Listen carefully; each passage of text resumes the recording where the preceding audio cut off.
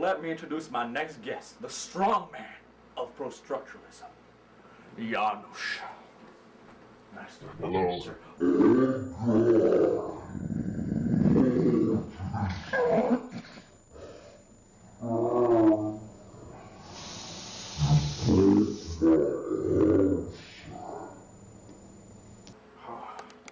See, Dr. Phil was the bodybuilding type one time, too. So, Mr. Janusz, what are you talking about?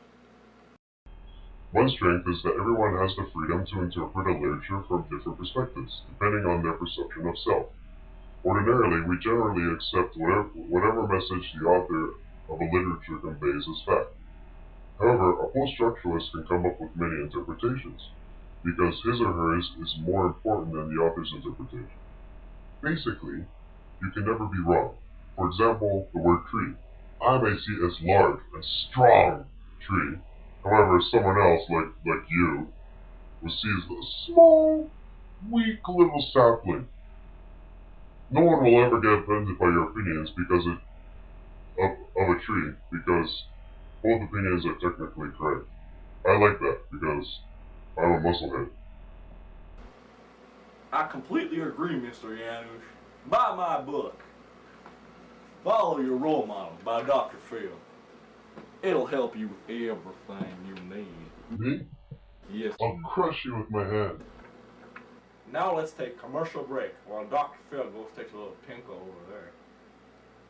Now let me introduce the weakest man in post-structuralism, my next guest, Jamid. Hi, Jamid. Oh, spiffy, aren't you? Yeah, you. Okay, nice to have you on the show. Not really. Mr. Jamid, please tell me something about the weaknesses of post-structuralism. Well, first, let me just calculate how long this will take, Okay, like this man, I'm coming up with 1 minute, like so, And if I go a little over, you can, you can kill me if you want. But anyways, about weaknesses. It is often when post-structuralism attempts to shift our attention away from primary literary text and toward the secondary works of the critics themselves. This makes more resistance. Resistance in this case often entails fear. Fear that sometimes, or it's important, will be lost or replaced by an inferior product. You know what I'm talking about? Yes. Anyways, yeah, I'm a little weirdo. My interpretation post-structuralist break down an already accepted concept or philosophy and makes it at many different perspectives, depending on the reader. Thus, with so many possible interpretations of a given idea, the original concept developed many years ago gets lost in the shuffle along with our interpretations. So the important ideas of a book, poem, etc. It's no longer determinable since our interpretation can often disprove or even contradict the original idea. Yeah. Sometimes confusing us about what is really the truth about this book, poem, etc. One of the most common criticisms of post-structuralism is that it just calls everything into question. It adds nothing. According to this position, if you believe what post-structuralists tell you, then you wouldn't be able to understand this sentence. This critique is, in my view, naive and simplistic. Post-structuralism does question the meaning, but it does not deal in absolutes. Yeah. Get it? Who cares? I don't care about you. Instead, it offers a third way, playful and open. Thus, you might understand this sentence, but your and my understanding may differ. So, that's very important. How this difference is resolved is the issue. My interpretation in a post-structuralist view in any literary speech book, a poem, or even a sentence is questioned.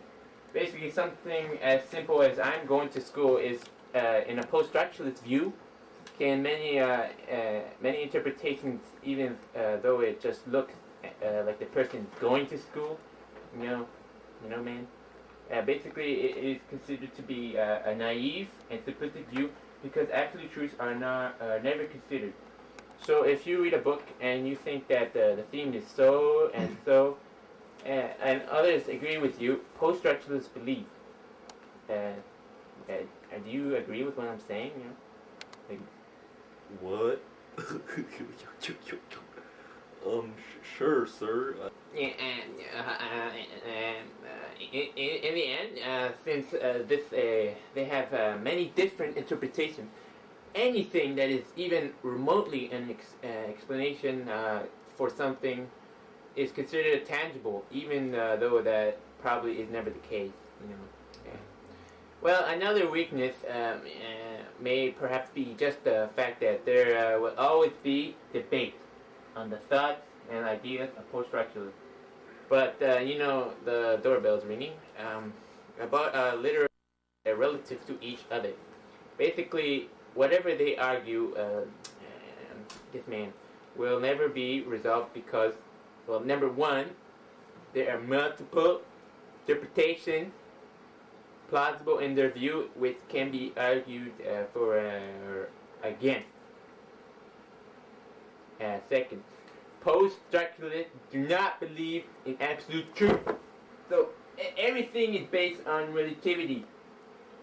That is so dumb. Anyways, part 3, too much contradiction between ideas.